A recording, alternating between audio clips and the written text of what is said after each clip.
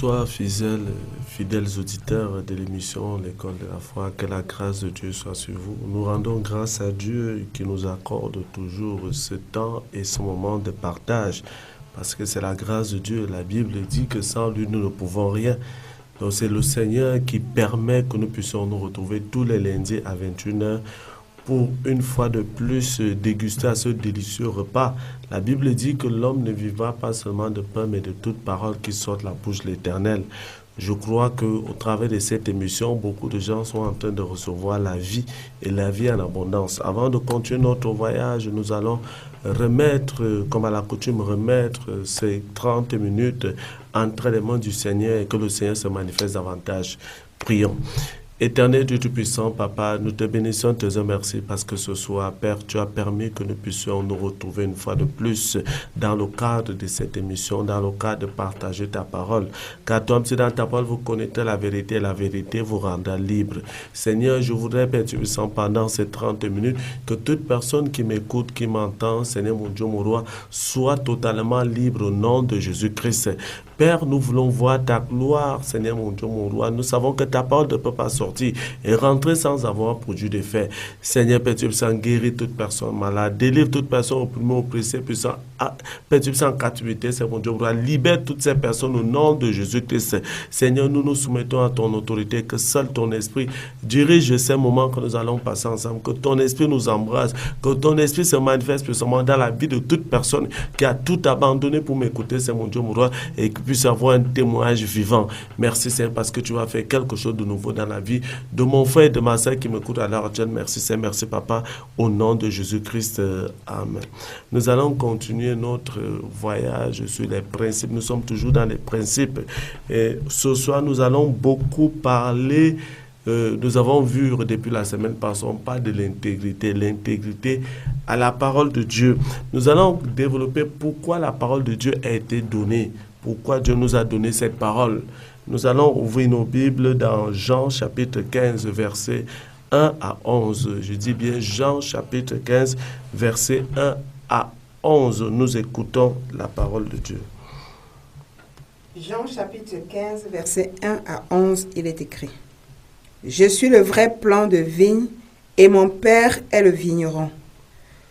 Tous les sarments en moi qui ne portent pas de fruits, il les coupe, et tous ceux qui en portent, il les taille, afin qu'ils produisent un fruit encore plus abondant. Vous aussi, vous avez déjà été purifiés grâce à l'enseignement que je vous ai donné. Demeurez en moi, et moi je demeurerai en vous. Un sarment ne saurait porter du fruit tout seul, sans demeurer attaché au cep. Il en est de même pour vous. Si vous ne demeurez pas en moi, vous ne pouvez porter aucun fruit. Je suis le cep de la vigne, vous en êtes des sarments. Celui qui demeure en moi et en qui je demeure portera du fruit en abondance, car sans moi, vous ne pouvez rien faire. Si quelqu'un ne demeure pas en moi, on le jette hors du vignol, comme les sarments coupés. Ils se dessèchent, puis on les ramasse, on y met le feu et ils brûlent. Mais si vous demeurez en moi, et que vos paroles demeurent, et que mes paroles demeurent en vous, demandez ce que vous voudrez, vous l'obtiendrez. Si vous produisez du fruit en abondance, et que vous pouvez ainsi, que vous êtes vraiment mes disciples, la gloire de mon Père apparaîtra aux yeux de tous. Comme le Père m'a toujours aimé, moi aussi je vous ai aimé. Maintenez-vous donc dans mon amour. Si vous obéissez à mes commandements, vous demeurerez dans mon amour. Tout comme moi-même, j'ai obéi aux commandements de mon Père et je demeure dans son amour. Tout cela, je vous le dis pour que la joie qui est la mienne vous remplisse, vous aussi, et qu'ainsi votre joie soit complète. Parole du Seigneur. Nous rendons grâce à Dieu. Ça, c'est la parole de Dieu. Je vais lire le verset 11 dans ma version. Pourquoi la parole a été donnée? Je vous ai dit cela afin que ma joie demeure en vous et que votre joie soit complète. Que votre joie soit complète. C'est la parole de Dieu qui donne la joie. Je dis bien, c'est la parole de Dieu qui donne la joie. Si la parole ne peut pas te donner la joie, ça veut dire que tu n'aimes pas le Seigneur. La parole doit te donner la joie. Amen. La parole doit te donner la paix. Et il y a des gens qui sont aujourd'hui insensibles à la parole de Dieu. Aujourd'hui, les gens courent de gauche à droite. Ils ne cherchent pas la connaissance. Ils cherchent plutôt les bénédictions. Nous ne pouvons pas demander les bénédictions à Dieu en refusant sa parole. C'est sa parole qui est tout. Il dit dans Jésus chapitre 1, médite ce livre jour et nuit, c'est alors que tu réussiras dans toutes tes entreprises. La parole de Dieu est la clé de ta réussite dans la marche avec Dieu. Les gens pensent que le diable a peur de la prière. Le diable n'a pas peur de la prière. Je vous dis, si le diable avait peur de la prière, je crois qu'il n'existerait plus des gens possédés. Il n'existerait plus des Rosecroix et tout le reste. Quand on compte le nombre d'églises qu'il y a dans des quartiers, mais jusque-là, la sorcellerie continue. Jusque-là, les gens continuent à être victimes des œuvres des ténèbres. Les gens continuent à être victimes de la sorcellerie. Le diable n'a pas peur de la prière, mais le diable a peur d'une seule chose. Une seule chose, c'est la parole de Dieu. C'est pour cela qu'il utilise tous les moyens possibles pour que nous qui sommes en Christ, que nous ne vivons pas la parole de Dieu. Le but de l'ennemi, ce n'est pas de nous rendre malades, mais c'est de nous empêcher à vivre la parole de Dieu. Ça, c'est le but de Satan. Nous pouvons tomber malades parce que le diable voudrait qu'on ne vive pas la parole de Dieu. Il évite. Il sait que cette parole, quand tu la vis, quand tu vis la parole de Dieu, tu deviens une propriété privée de l'Éternel. Tu deviens pour Dieu une personne importante. Mais est-ce que tu peux te rendre importante? Toi qui m'écoutes là, est-ce que tu peux te rendre important pour Dieu, pour le Seigneur? Comment se rendre important? Grâce à la parole de Dieu. La parole est tout. Et il dit, vous connaîtrez, comme j'ai dit tout à l'heure, la connaissance de la vérité te rend libre. La vérité, c'est quoi? C'est la parole. Quelqu'un qui est ignorant sera toujours esclave. C'est pour cela que beaucoup de chrétiens restent dans le stade de bébé. Ils ne grandissent pas. La connaissance t'élève.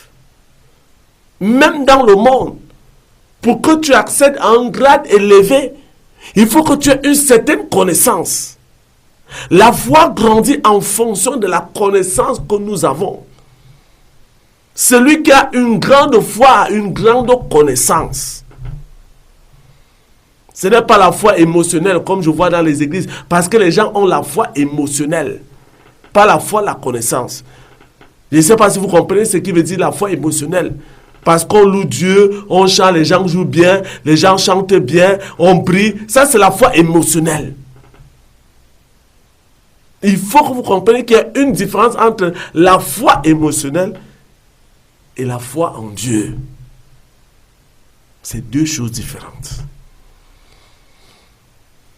Vous allez voir que quand vous sortez d'un programme, ou bien d'un culte, ou bien d'un séminaire, vous avez une certaine excitation à l'intérieur de vous, disant que quand je sors de cette salle, je vais faire telle chose. On appelle ça la foi émotionnelle. Et qu'après un certain temps, cette foi va disparaître. Elle va partir. C'est pour cela, ce soir, tu vas comprendre quelque chose. Je t'ai dit tout à l'heure que le diable n'a pas peur de la prière, il n'a pas peur de ça. Ça ne l'influence pas. Ça ne l'influence pas. Regardez quand le diable voulait séduire Ève. Il a pris la parole de Dieu, il a détourné cette parole. Tout ce que le diable, tout ce que le serpent voulait, c'était d'empêcher à Ève de respecter la parole de Dieu. C'était ça le but. Parce qu'il était interdit que Adam et Ève mangent le fruit défendu. Ça, c'était la parole de Dieu. Mais qu'est-ce que le diable va faire? Le diable va utiliser tous les moyens possibles pour que la loi que Dieu avait établie puisse être violée par Adam et Ève. C'est pour cela que j'avais parlé l'autre jour du combat. Qu'est-ce qui veut dire le combat spirituel? Le combat spirituel, c'est de fournir des efforts pour rester dans la parole de Dieu. Pour vivre la parole de Dieu, c'est ça qu'on appelle le combat spirituel. C'est ça qu'on appelle le combat spirituel. Donc ici, nous avons lu Jean chapitre 15, verset 1 à 11. Pour dire quoi? La vie est une plante très productive. La vie est une plante très productive. Un seul cep porte de nombreuses grappes de raisin. Dans l'Ancien Testament, elle symbolisait Israël qui était censé porter du fruit pour Dieu. C'était comme ça dans l'Ancien Testament. Lors du repas de la Pâque, le fruit de la vigne symbolisait la bonté de Dieu envers son peuple. Envers son peuple. Donc, Christ est le cep. Dieu est quoi? Le vigneron. Quel est le rôle du vigneron? Le cep, c'est quoi? Et les sarments, ce sont les qui? Christ est le cep. Dieu le vigneron qui s'occupe des sarments afin qu'ils portent de nombreux fruits. C'est Dieu qui s'occupe des sarments. Dieu lui-même. Des sarments qui sont attachés au cep pour qu'ils produisent plus de fruits. C'est Dieu lui-même qui s'occupe des sarments. Donc, les sarments représentent tous ceux qui se réclament de Christ. Voilà les sarments. Ceux qui se réclament de Christ. Je dis bien, ceux qui se réclament de Christ. Comprenez bien le français là. C'est ça les sarments. Ceux qui sont attachés à Christ. Les gens pensent que attaché, c'est par rapport au volume de la voix. Non. Attaché à Christ, nous allons voir qu'est-ce qui veut dire être attaché à Christ. Quand quelqu'un est attaché à Christ, c'est quelqu'un qui va produire des fruits, qu'il veuille ou pas, lorsque tu es attaché. Puisque quand tu es lié avec quelqu'un, tu jouis de tout ce que cette personne possède. Si je suis Camerounais et j'habite la terre camerounaise, tout ce qu'il y a au Cameroun, je dois jouir de ça parce que je suis Camerounais. Donc celui qui est attaché à Christ doit porter des fruits. Ça, c'est la parole de Dieu. C'est un principe. C'est-à-dire que, pas un principe, c'est-à-dire que c'est comme ça.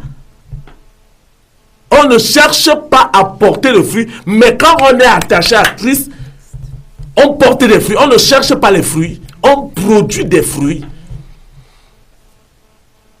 Parce qu'il y a les gens qui cherchent à produire des fruits. Beaucoup de chrétiens cherchent, on ne cherche pas à produire. On produit. Parce que nous sommes attachés à Christ. C'est pour ça qu'il faut que les hommes de Dieu comprennent ça. Et il y a les gens qui cherchent le mariage. Il y a les gens qui cherchent les enfants. Il y a les gens qui cherchent le travail. Il y a les gens qui cherchent telle chose. On prend des jeûnes à sec, on se prive de l'eau et de nourriture et tout ça. Même si on n'est pas attaché à Christ, on jeûne quand même. Parfois ça peut marcher. Mais ça marche pour un temps. Mais lorsqu'on est attaché à Christ, ces choses viennent sales. Je dis ça vient sale. Donc, les sarments, qu'ils portent beaucoup de fruits, les sarments représentent tous ceux qui se réclament de Christ. Certains portent beaucoup de fruits. Ce sont les vrais croyants. Parce que ce n'est pas tout sarment qui va produire des fruits. Ce n'est pas tout sarment. Vous allez voir dans l'église, dans les communautés où nous sommes, certaines personnes peuvent faire 20 ans, 25 ans, 30 ans dans la foi, mais n'ont jamais porté de fruits. Mais quelqu'un qui peut venir faire seulement une soirée de prière, ouvre son cœur, s'attache à Christ, peut porter de fruits plus que celui qui a fait plus de 20 ans, 30 ans et tout le reste. Il peut le faire. S'attacher à Christ, c'est un problème individuel. C'est un problème, ce n'est pas un problème collectif, c'est un problème individuel. Ce n'est pas le fait d'appartenir à une communauté religieuse, ou bien d'appartenir à une communauté je ne sais pas quoi. Non, c'est un problème individuel. Je dis bien c'est un problème individuel. Il faut que les gens comprennent ça. Aujourd'hui, les gens courent de gauche à droite. Tout le monde dit, c'est mon église qui est comme ça. Où est Jésus? Où est Jésus? Les gens s'attachent beaucoup plus aux communautés religieuses et non à Christ. Je suis de telle communauté, je suis pentecôtiste, je suis évangéliste, je suis catholique, protestant, musulman. Je ne refuse pas. Mais ce n'est pas Christ. Ce n'est pas Christ. Le pentecôtisme ne peut jamais te sauver. Le catholicisme ne peut jamais te sauver. Mais c'est Jésus-Christ. Je dis c'est Jésus. Je ne dis pas que ces choses sont mauvaises. C'est bien. Mais il faut que les gens comprennent. Nous allons là-bas pour faire quoi? Pour recevoir la connaissance. Et non pour adorer ces communautés. Non. Paul avait dit, pourquoi les luttes, pourquoi les querelles au milieu de vous? N'est-ce pas parce que vous voulez satisfaire vos passions, vos désirs? Paul l'avait bien dit. Il y a une sœur qui m'a demandé, est-ce que je peux aller à la prière? Une sœur qui vient dans mon église. Est-ce que je peux aller à la prière? Je lui dis, maman, qui t'interdit d'aller à la prière? Je ne suis pas cette qualité. Si là-bas on parle de Christ, va écouter. Peut-être ce que tu n'arrives pas à comprendre chez moi, tu vas le comprendre là-bas. Les brebis n'appartiennent pas à un homme, les brebis appartiennent à Dieu. Il y a des personnes que Dieu a mandatées pour toi. Il y a des personnes que Dieu n'a pas mandatées pour toi. Laissons les gens s'accrocher à Jésus-Christ et non à nous. Laissons. Beaucoup d'hommes de Dieu veulent prendre la place de Dieu. Ils veulent prendre la place de Dieu. Montrons, le Seigneur nous a établis pour que nous montrons, pour que nous fassions la publicité de Jésus-Christ. Que nous amenons les gens à s'attacher à Jésus. Voilà le rôle d'un serviteur de Dieu. Donc, tout sarment, certains sarments portent beaucoup de fruits. Ce sont les vrais croyants qui vivent unis à lui. D'autres, au contraire, sont improductifs. Ce sont ceux qui se détournent de lui après une profession de foi superficielle. Ils sont nombreux comme ça dans les églises. Je vous ai dit, la foi émotionnelle. Parce que dans une église, on chante bien. Parce que dans une église, on joue bien. Parce que le pasteur prêche bien. On a ce qu'on appelle la foi émotionnelle. Et c'est pour cela qu'il suffit. Parce que quand un sarment n'est pas attaché correctement au cep, il suffit d'un vent très fort. Il va tomber. Il va tomber. C'est pour ça que beaucoup de chrétiens, il suffit d'un petit problème à l'église. Beaucoup de personnes vont sortir. Ils vont sortir. Parce que les gens regardent plutôt les hommes et non Christ. Nous regardons qui? Nous regardons qui? J'ai vu des hommes, pas que j'ai vu, j'avais rencontré beaucoup d'hommes de Dieu. Tout homme de Dieu qui m'a demandé, viens, on travaille ensemble, je ne suis jamais parlé. Il dit, mon église est telle chose, mon église. Je ne pars jamais. Parle-moi de Jésus. Ne me parle pas de ton église. Ne me parle pas de qui tu es. Ne me parle pas de ce que tu vas faire. Non, parle-moi de Jésus-Christ. C'est ça qui va m'attirer vers toi. Aujourd'hui, on fait des publicités, je ne sais pas quoi. On fait des montres. Non, Jésus-Christ doit être au centre de toutes choses. Au centre. C'est pour ça que j'ai parlé tout à l'heure, ceux qui ont... C'est-à-dire, d'autres, au contraire, sont improductifs. Ce sont ceux qui se détournent de lui après une profession de foi superficielle. Que les gens ne pensent pas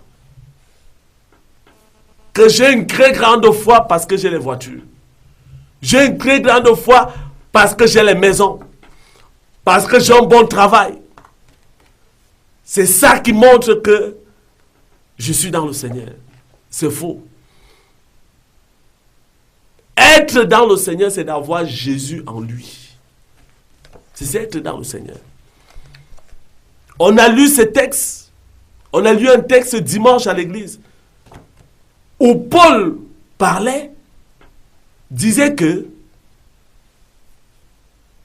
nous sommes co-héritiers avec, les païens sont co-héritiers avec les enfants de Dieu sur la terre.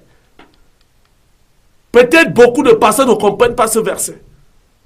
On dit dans certaines versions, les non-juifs sont co-héritiers avec les juifs. Et dans d'autres versions, les païens sont co-héritiers avec les enfants de Dieu sur la terre. C'est pour dire quoi? Un païen peut avoir un duplex. Un enfant de Dieu peut avoir un duplex. Un enfant de Dieu peut avoir une Mercedes, un païen a une Mercedes. Il n'y a pas de différence. Mais il doit y avoir une différence au niveau du style de vie. La manière de se comporter, la manière de vivre. Parce que beaucoup de gens pensent que avoir une très grande foi, être dans le Seigneur, c'est d'avoir la plus belle maison et la plus grande église. Et la plus grande église. C'est faux. C'est faux. Est-ce que vous savez combien de temps on peut prendre pour transformer une personne? Pour amener une personne à vivre dans la vérité?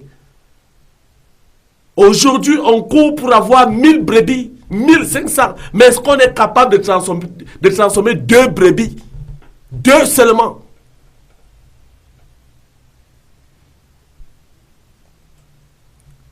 Que le Seigneur touche nos cœurs et que nous comprenions le but pour lequel nous sommes là. Tous les hommes de Dieu veulent avoir, tout le monde qui est là va avoir une église de 800 personnes, 1000 personnes, 10 millions de personnes. Là, on reconnaît qu'il y a l'onction. Non. Il peut même avoir 10 millions de personnes, mais même pas une personne qui a donné sa vie à Jésus. Qui mène vraiment la vie de Christ.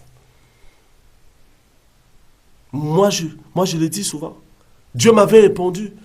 Mais est-ce que le peuple que je t'ai donné là, qu'est-ce que tu as fait? Quand je vois le peuple qui vient à l'église, combien de fois, si Dieu me donne 100, 200, 300, mais je sais que je ne peux pas arriver là.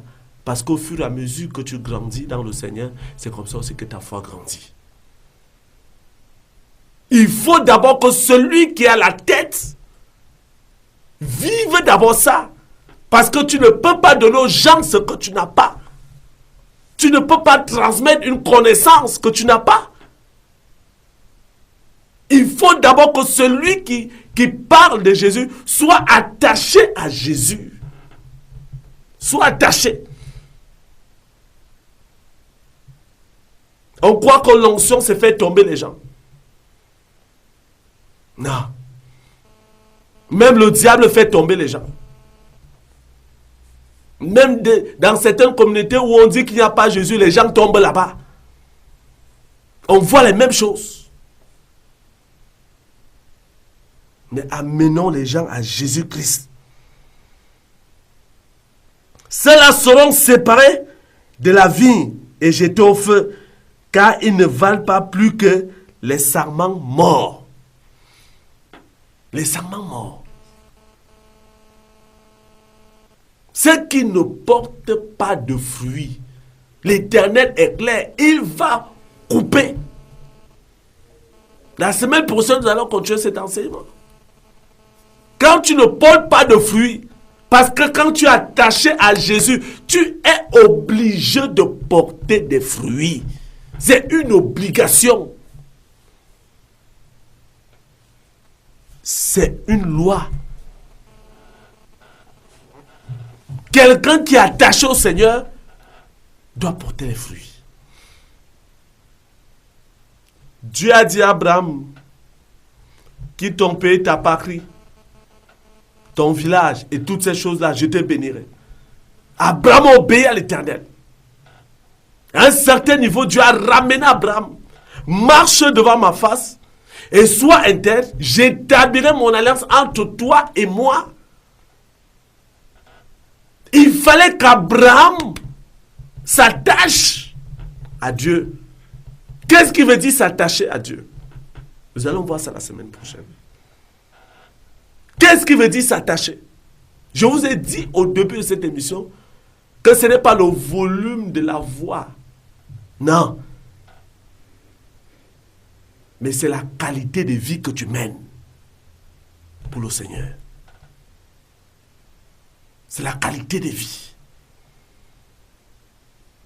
On n'arrive pas à impacter nos voisins, on n'arrive pas à impacter nos collègues, on n'arrive pas à impacter les autres. On reconnaît un enfant de Dieu à 5 heures du matin quand il est en train de vociférer. Quand il est en train de mettre le quartier mal à l'aise.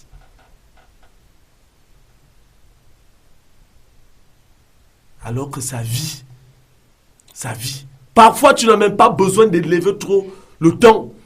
Tu commences à dégager l'odeur de vie, l'odeur de Christ, l'odeur de Jésus.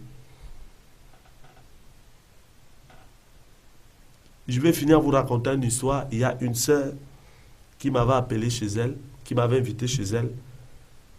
Et elle m'a demandé de l'accompagner. C'est une de ses copines qui avait des problèmes avec son mari. Son mari l'avait abandonné. Quand on était entré dans sa maison, cette sœur a salué sa copine. Mais quand elle est arrivée chez moi, elle ne savait pas que j'étais homme de Dieu. Mais elle a dit, bonsoir homme de Dieu. La sœur qui m'avait amené s'est retournée. Elle a dit, mais comment tu as su qu'il était homme de Dieu? Elle dit, quelqu'un qui est vrai homme de Dieu ne s'ignore pas. Quelle que soit la tenue qu'il possède, il dégage toujours un parfum. Un parfum. Je t'invite la semaine prochaine à écouter cette émission. Ne rate pas. Moi, j'étais le révérend docteur Angelbert Bertrand Bellinga. Je réponds 697 17 70 49 676 89 87 65. Que la grâce de Dieu soit sur vous.